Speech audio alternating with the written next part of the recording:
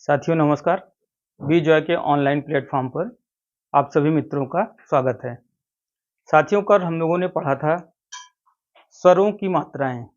कल हमने यही टॉपिक पढ़ा था, स्वरों की मात्राएं। तो कल पढ़ते समय हमने छोटा सा एक लिखने में गलती कर दी थी, तो जिससे कन्फ्यूजन ना हो उसी को लेकर के छोटा सा करेक्शन है आज।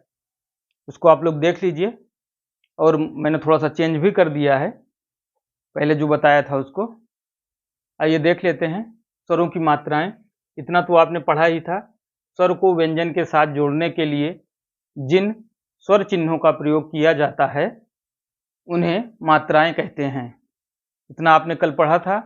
और रा के लिए स्पेशल केस बताया था हमने कि रा में ऊ और बड़ा ऊ, छोटा ऊ और बड़ा ऊ और ऊ की मात्राएं रा के नीचे नहीं लगती, ये रा के बीच में लगती हैं। जैसे यहाँ पर देख लीजिए, रा है, रा वर्ण नीचे हलंत लगा हुआ है, देख लीजिए।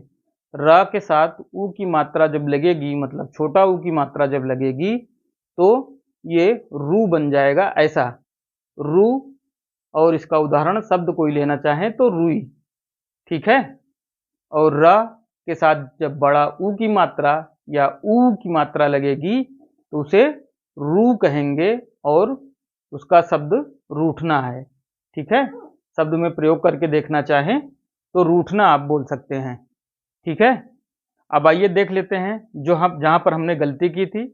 हमने यहां पर लिख दिया था स्वरों में लगने, स्वरों के चारों ओर लगने वाली मात्राएं, तो वो गलत था। यहाँ पर है हिंदी में मात्राएं व्यंजन के चारों ओर लगती हैं, इसको आप लोग करेक्ट कर लीजिएगा। हिंदी में मात्राएं स्वरों व्यंजनों के चारों ओर लगती हैं, स्वरों के चारों ओर नहीं। मात्राएं तो स्वर की ही होती है, तो हिंदी में मात्राएं व्यंजन के चारों ओर लगती हैं। तो ठीक है, व्यंजन के चारों ओर लगती हैं। कैसे लगती हैं? एक कंडीशन हमने बताया था, ऊपर लगती हैं। बीच वाला तो ये हो गया रा में, कि रा में बीच में लगती हैं। ऊपर जो लगती हैं, ऊपर मतलब व्यंजन के ऊपर जो मात्राएं लगती हैं वो है, इधर से देख लेते हैं वो कौन कौन सी हैं।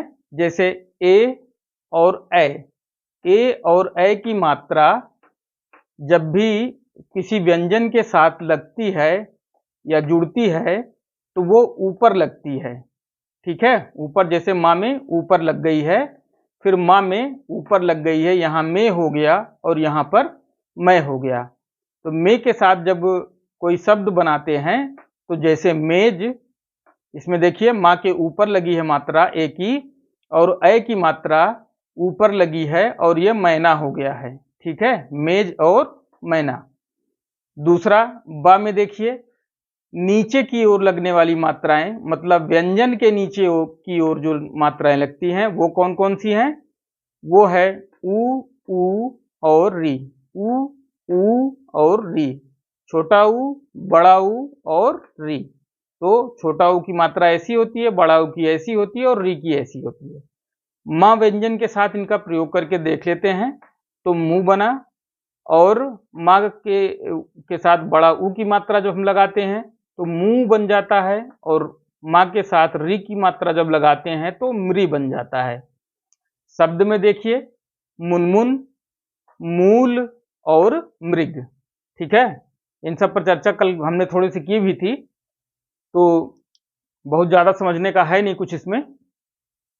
बाएं लगने वाली मात्राएं, सा में देख लीजिए, बाएं लगने वाली मात्राएं मतलब लेफ्ट हैंड के साइड में जो लगती हैं, कहाँ? व्यंजन के लेफ्ट हैंड साइड में कौन सी मात्रा लगती है? ई, यानी छोटी ई की मात्रा जो लेफ्ट साइड से लगती है वो ऐसे होती है। माँ के साथ ई की मात्रा लगी तो मी हो गया, और मिलन जैसे शब्द बना सकते हैं आप, इनसे मिलते जुलते शब्द और भी लिख सकते हैं, ठीक है।